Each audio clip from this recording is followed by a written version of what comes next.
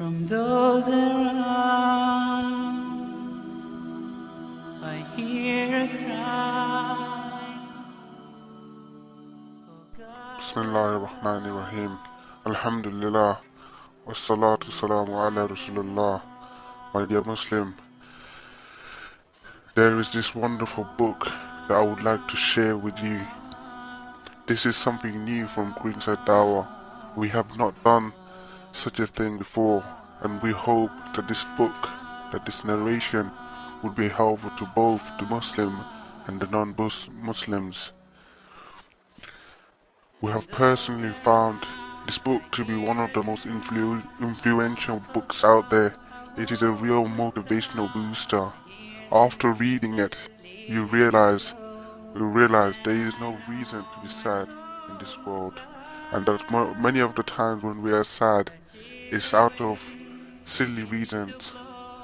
This book is by Ida ibn Abdullah al-Aikani and has been translated by Faisal ibn Muhammad Shafiq. This book is called Don't Be Sad. This book can be found in many places over the internet. It can be found notably in kalamullah.com, but you could always Google it and find it from other sources. It is in a PDF format, so you will require Adobe Reader to view this book. Our intention, inshallah, is to cover at least 10 chapters of this book per video. We intend not to add any further commentary to the book because it is already an amazing book, and the way the author has laid out the writing, it is just amazing on its own. So we begin in the name of Allah, inshallah, with the author's 4 words.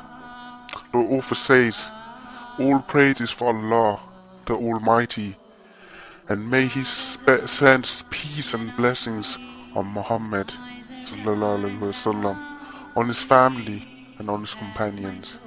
It is my sincere hope that readers will benefit from this book. Before reading it, you might, after only preliminary glance, pass some kind of judgment, but let sound logic and percept taken from revelation arbitrate that judgment.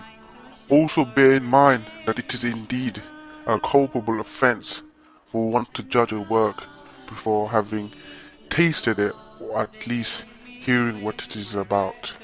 So here I present to you a synopsis of this book.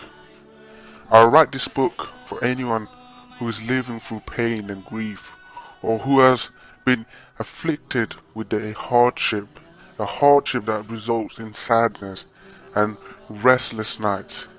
For the cure, I have filled the pages of this book with dosage taken from various sources: the Quran, the Sunnah, poetry, poignant anecdotes, parables, and true stories. This book says the following: rejoice and be happy, remain positive and at peace. Indeed, it says this as well: live life as it should be lived, wholesomely, happily, and productively. This book diagnoses those mistakes we make that go against the intrinsic logic that we, as human beings, have been endowed with, but which we are made to forget when we do not follow correct guidance. Whether those mistakes are in our kind thinking or in our feelings. This book forbids you from persisting in ways that are in conflict with the realities of life and with that Allah the Exalted has preordained. It calls you not from without, but from within, from what your soul already knows, that you should trust your talents, that you should develop them, that you should forget the troubles and visit studies of life, while concentrating on the positive on the good destination that a positive attitude leads to. There are some important issues regarding this book that I now want to clarify. Remember, first issue, a reminder of Allah's mercy and forgiveness, sincere faith in Him, belief in preordainment and decree, a life that is lived within the boundaries of today, and a reminder of Allah's countless favors. These are some of the more important themes of this book. The second one, with its ideas and cures, this book strives to help banish worry, sadness, grief, sense of failure, and hopelessness. Third, I gleaned whatever I found to be pertinent to the topic of the book from these sources: verses of the Quran, sayings of the Prophet, peace and blessing be upon him, stories, parables, poems, and sayings of the wise. This book is no mere sermon, idle exercise in thought, or invitation to a political ideology. Rather, this book is an earnest invitation to your happiness. Number 4. This book is not only for Muslims, rather it is suitable for all readers. While writing it, I took into consideration feelings and emotions that are common to everyone. Nevertheless, I write it based on the true religion, whether we deviate from it or not. That is, intrinsic to us all. Number 5. You will find sayings of Eastern and Western writers and philosophers. I do not think that I should be held blameworthy because of that, for wisdom is the global of every believer. Wherever he finds it, he is most deserving of it. I did not add any footnotes to the book, thus making it easier for the reader to pursue without interruption. The source of a quote is mentioned within the text of the book. Number 7. Imitating those before me, i.e. Islamic writers from centuries ago, I did not mention page or volume number of sources, deeming that to be more beneficial for this particular book. Sometimes I directly quoted a passage, other times I summarized its main idea. Number 8. I did not organize this book according to chapters, rather I varied the content, inserting topics that may not be directly related to ones before or other. I moved quickly from one topic to another, sometimes returning to a previous topic in order to make pursuit of this book more enjoyable. Number 9. I did not mention the numbers of verses, nor did I mention the sources of the Prophet, saying, if a hadith is weak, I pointed that out. If it is authentic or Hassan, I either pointed out or said nothing. All of this I have done for the purpose of concision. Number 10. Lastly, the reader will notice that some meanings and topics are repeated, though in varying style, throughout the book. This I have done on purpose so that a given meaning may attach itself to the reader's mind through repetition. Whoever reflects on how recurring themes are found in the Quran should appreciate the benefits of following this methodology. These are 10 points to keep in mind while you are reading this book. I do hope though that you will be just in your judgment and that your bias will be toward true and correct knowledge. Finally, this book is not written for a specific group of people. Rather, it is for anyone who wants to have a happy life. This is for Aden ibn Abdullah al-Karni. This is what he said for his forewords. Now inshallah, we shall begin the first chapter. Like I mentioned earlier on, inshallah, God willing, we intend to go through at least 10 chapters per video. First chapter, titled, O Allah, whomsoever is in the heavens and on earth begs of him. Every day he has a matter to bring forth, such as giving honor to some, disgrace to some, life to some, death to some, etc. Quran chapter 55 verse 29. When there is a violent storm, this was mentioned in the Quran chapter 55 verse 29. When there is a violent storm and the seas are turbulent, the occupants of the sea call out, "O Allah!" When the camel driver and the caravan are lost in the desert, they call out, "O Allah!" When disaster and calamity occur, the afflicted call out, "O Allah!" When doors are shut before those who seek out to enter through them, and barriers are placed before those who are in need, they all cried, "O Allah!" When all plans end in failure, all hope is lost, and the path becomes constricted, "O Allah!" is called out. When the earth, vast and wide though it is strained for you, causing your soul to feel constricted, call out, "O Allah!" To Allah ascend all good words, the sincere supplication, the tears of the innocent, and the invocations of the afflicted. Hands and eyes are extended to Him in times of hardship and misfortune. The tongue chants, cries out, and mentions His name. The heart finds peace, the soul finds rest, the nerves are relaxed, and the intellect is awakened. These are all achieved when we remember Allah subhanahu wa ta'ala. How perfect He is, the exalted. Allah is very gracious and kind to His slave. This is mentioned in Quran chapter 42 verse 19.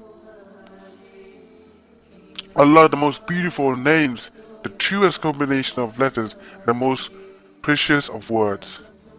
Do you know of any that is similar to Him?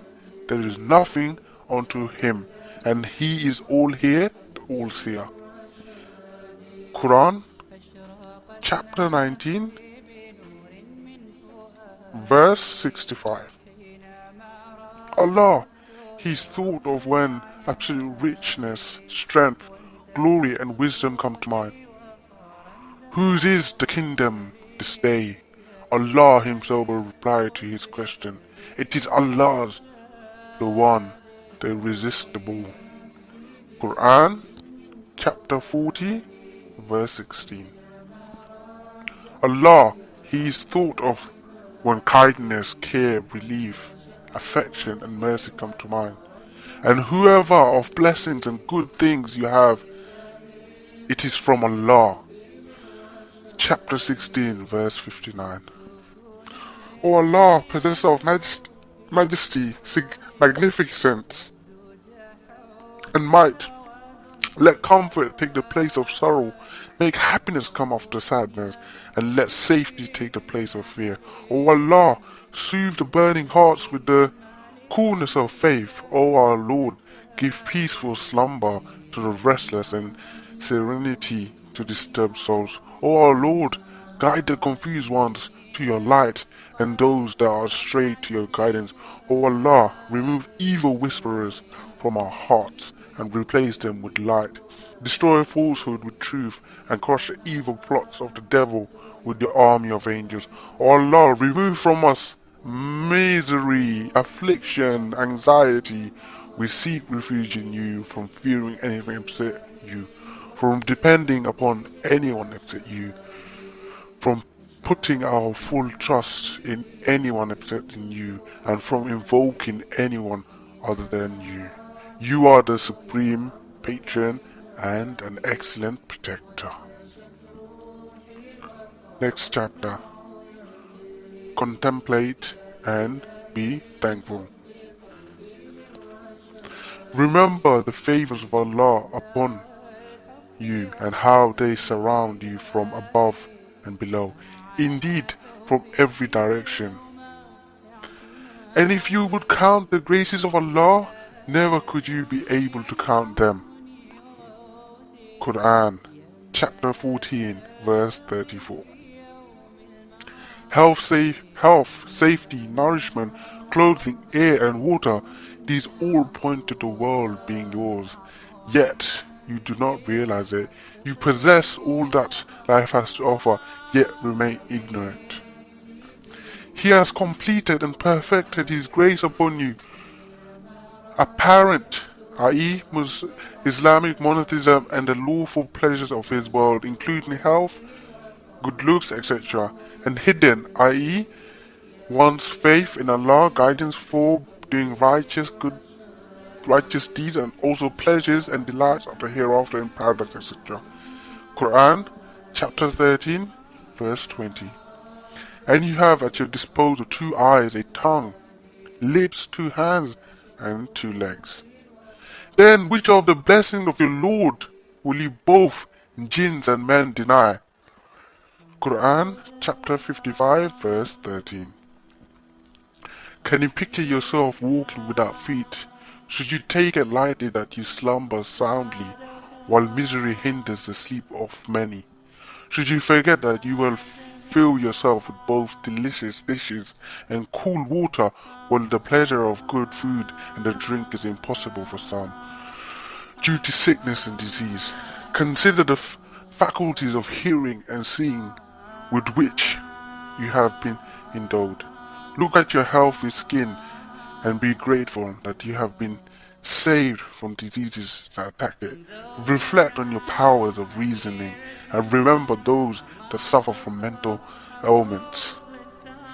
Would you sell your ability to hear and see for the weight of Mount Uhud in gold, or your ability to speak for huge castles? You have been given abundant favors, yet you feign ignorance. Notwithstanding warm bread, cool water, easy sleep, and good health, you remain despondent and depressed. You think about what you do not have, and are ungrateful for what you have been given. You are troubled by a loss in wealth, yet you have the key to happiness and many blessings. Contemplate and be thankful.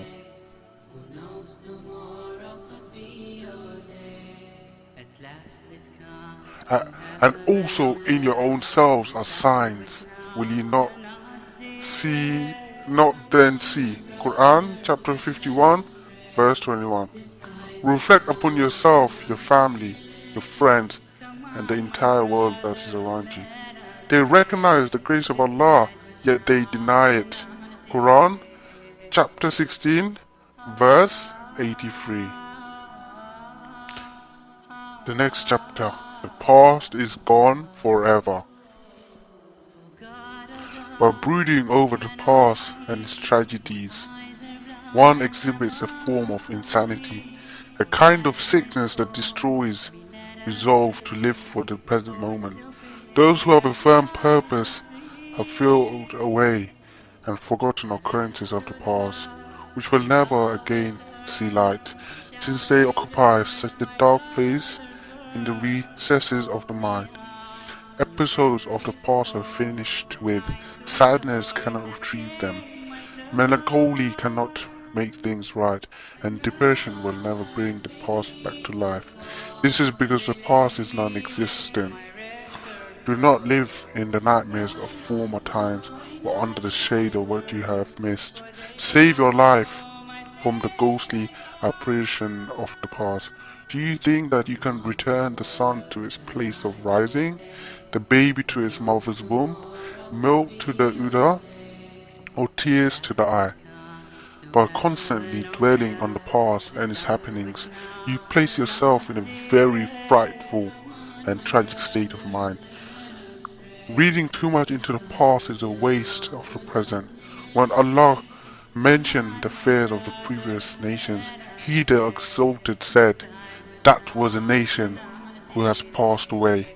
Quran chapter 2 verse 134. Former days are gone and are done with, and you benefit nothing by carrying out an autopsy over them, but turning back to the wheels of history. The person who lives in the past is like someone who tries to saw sawdust. Of old they used to say, "Do not remove the dead from the graves."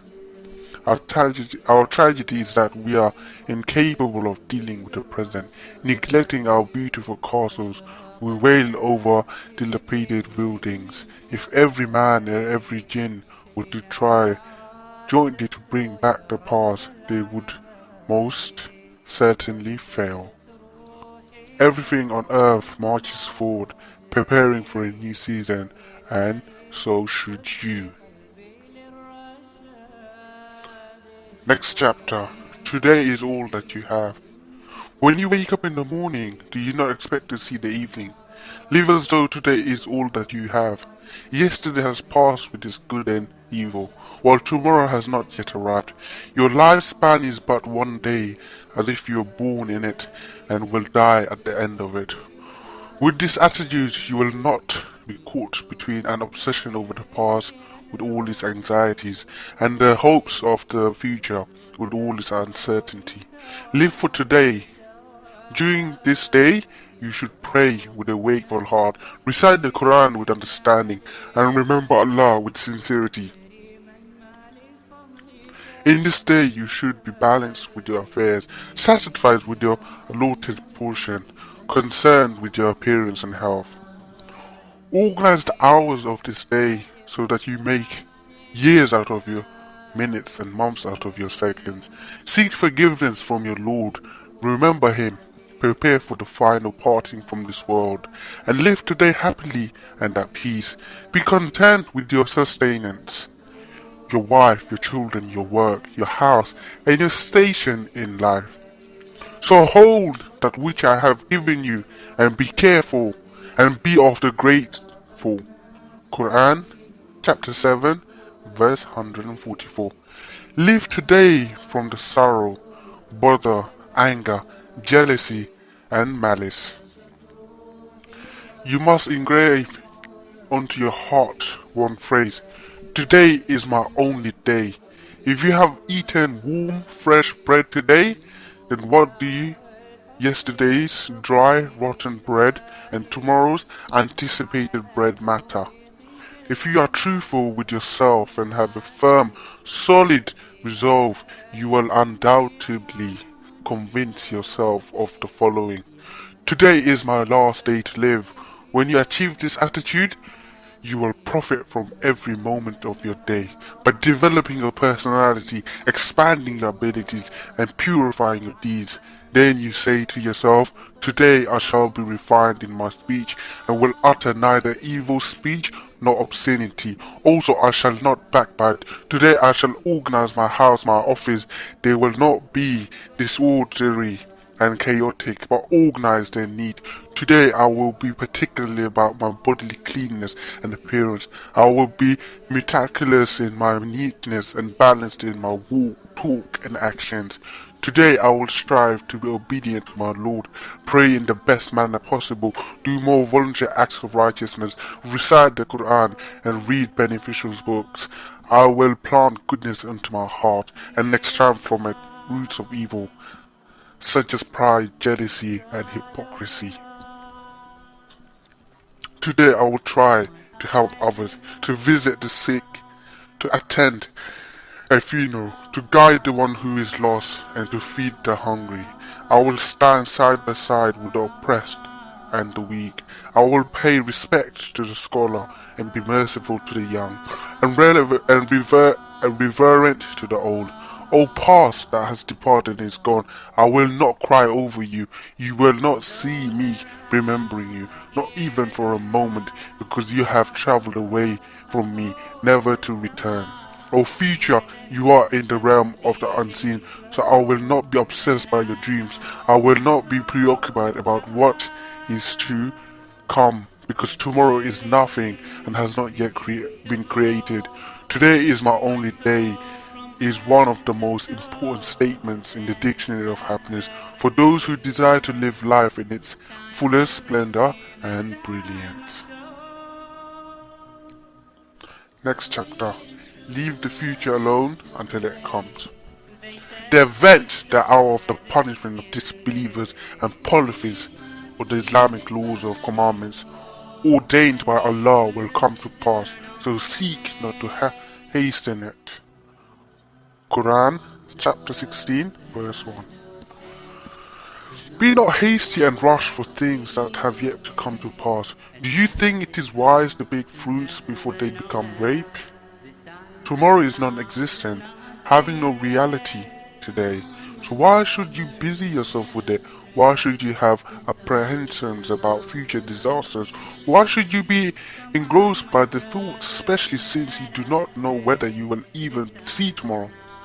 The important thing to know is that tomorrow is from the world of the unseen, a bridge that we do not cross until it comes. Who knows, perhaps we might never reach the bridge, or the bridge might collapse before we reach it, or we may actually reach it and cross safely. For us to be engrossed in expectations about the future is looked down upon in our religion, since it leads our having a long-term attachment to this world, an attachment that the good believer shuns.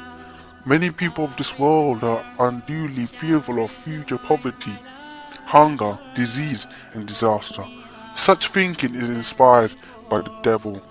Shaitan threatens you with poverty and orders you to commit fahsha, evil deeds, illegal sexual intercourse, sins, etc. Whereas Allah promises you forgiveness from Himself and bounty. Quran chapter 2 verse 268.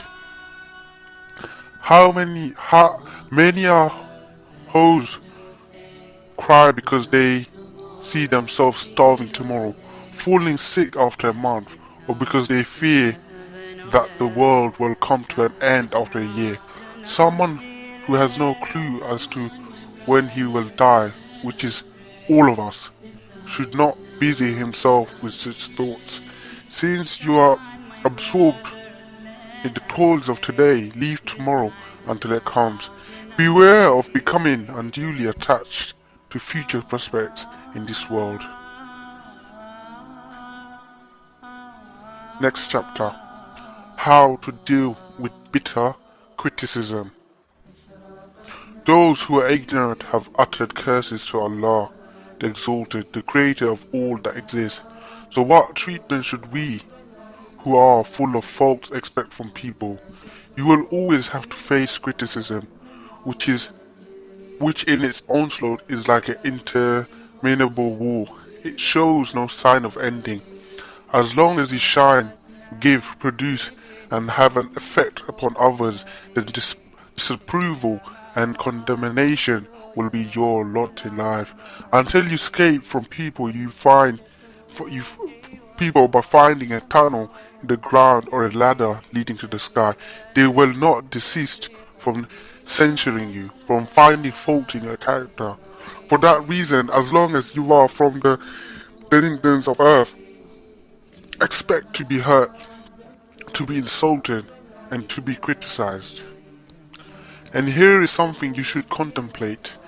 A person who is sitting on the ground does not fall, and people do not kick a dead dog.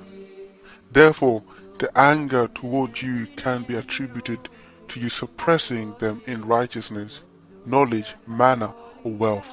In their eyes you are a transgressor whose wrongs cannot be atoned for, unless you abandon your talents and strip yourself of all praiseworthy qualities, so that you become stupid, worthless, and to them, innocuous.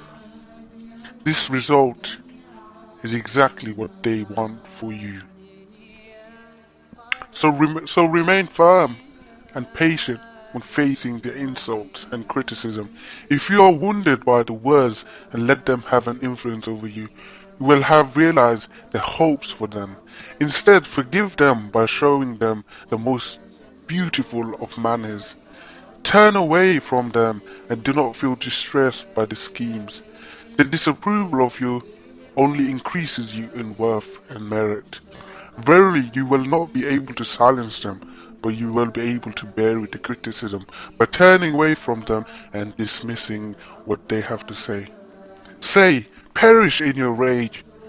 Quran chapter 3 verse 119.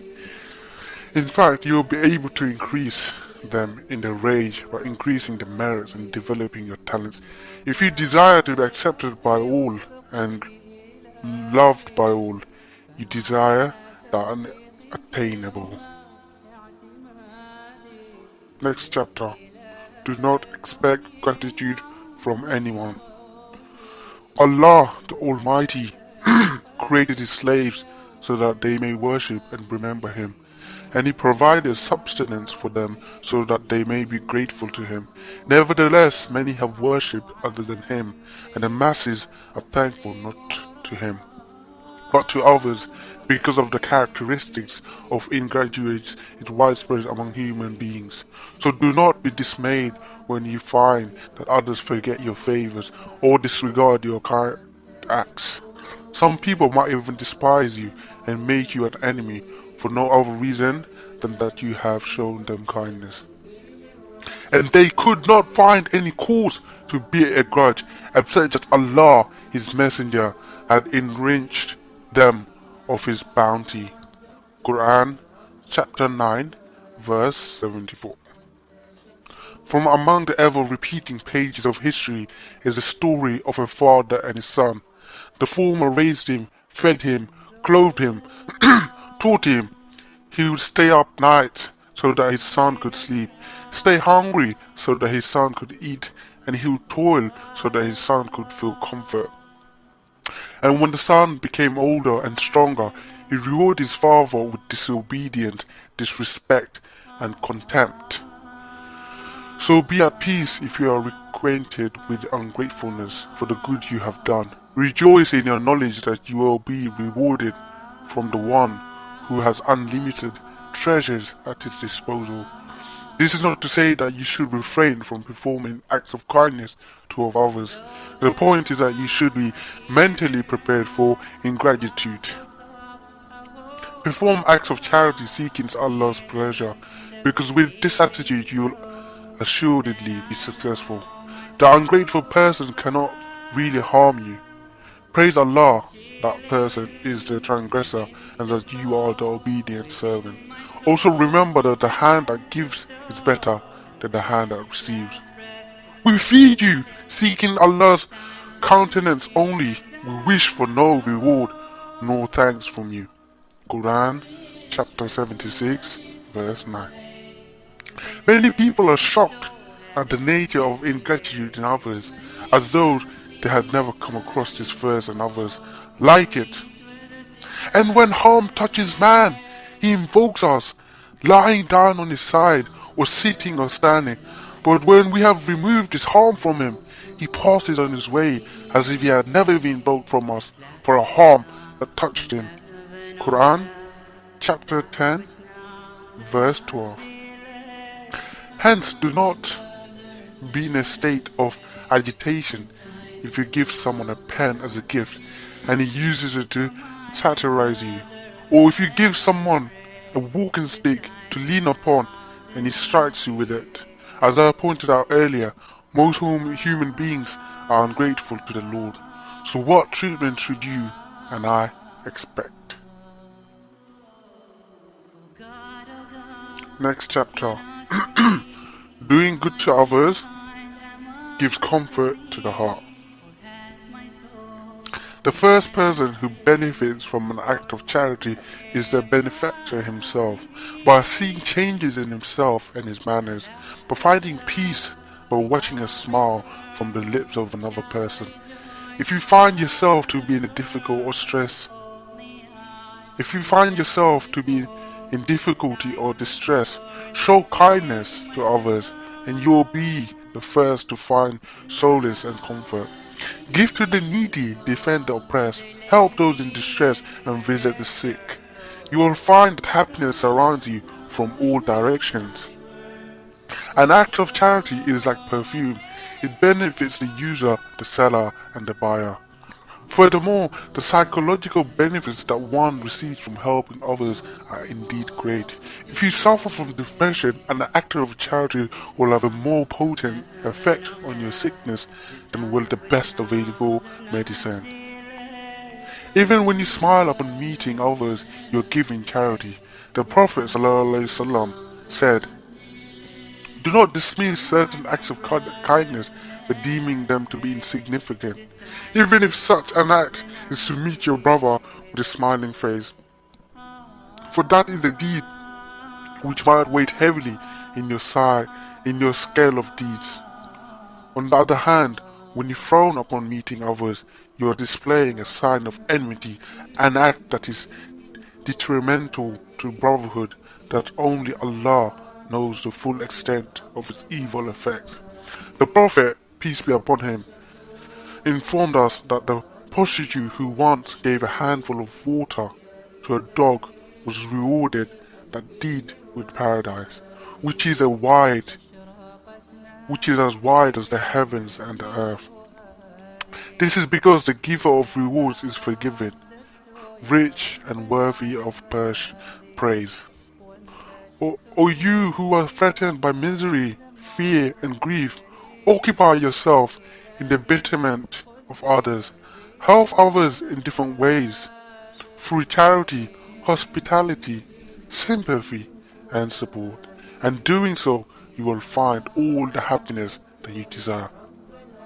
He who spends his wealth for increase in self-purification and his mind no favor from anyone for which a reward is expected in return, expect only the desire to seek the countenance of his Lord, the Most High. He surely will be pleased when he enters paradise. Quran, chapter 92, verses 18 to 21. Next chapter. Repel boredom with work. Those who have nothing to do with their lives are the same people who spend most of the time spreading rumors and falsehood, mainly because their minds are devoid of beneficial thoughts. They are content to be with the women who sit behind at home.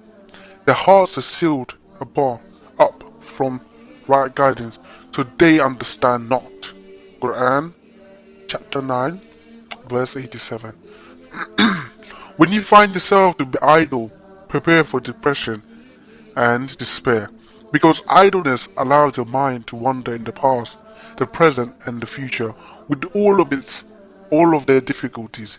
Therefore, my sincere advice to you is to perform fruitful acts instead of being idle, for idleness is a slow and failed form of suicide. Idleness is like the slow torture that is inflicted upon prisoners in China. They are placed under a tap from which a drop of water falls only after a few hours. During the period of waiting between drops, many of them lose their minds and are driven to insanity. Being inactive means being negligent of one's duties. Idleness is an expert thief, and your mind is its victim. Therefore, get up now and say a prayer or read book. Praise your Lord, study, write, organize your library, fix something in your house, or benefit others so that you can put an end to your inactivity. I say this only because I sincerely wish for your betterment. Destroy boredom by working. When you apply the simple precept alone, you will have traveled at least 50% of the way towards happiness. Look at farmers, carpenters, and the bread makers, and observe how they, when they are working, they recite words as melodious as the singing of birds, because they are content. Afterwards, observe yourself and how you toss and turn on your bed while wiping away your tears, always miserable, always torturing yourself. Next chapter. Do not be a mimicker. Do not transform yourself into someone who you are not. Do not mimic others. Many are those that feign to forget their own voices, movements, idiosyncrasies, and habits in order to imitate others in their ways. Among the consequences of such behavior are artificially unhappiness, and the destruction of one's own entity. From Adam to the last-born baby, no two people are exactly the same in appearance. Why then should they be in the same mannerisms and tastes? You are unique. None have been like you in the past, and none shall be like you in the future. You are totally different from X or Y, so do not force upon yourself the blind following and imitation of others. Go forth according to your own nature and disposition. Each group of people knew its own place for water. Quran chapter 2 verse 60. For every nation there is a direction to which they face, so hasten towards all that is good. Quran chapter 2 verse 148. Be as you were created and do not change your voice or modify your walk. Cultivate your personality by following what is found in Revelation, but do not render your existence void by imitating others and by depriving yourself of your individuality. Your tastes and preferences are specific to you, and we want you to stay as you are, especially because that is the way you were created, and that is how we know you to be. The Prophet, peace be upon him, said, "And let no one among you be an imitator of others." In terms of characteristics, people are like the word of trees and plants, sweet and sour, tall and short, and so on. Your beauty and value is preserving your natural state. Our varied colors, languages, talents, and abilities are signs from our Creator, the Almighty, all glorious, so do not disbelieve in them.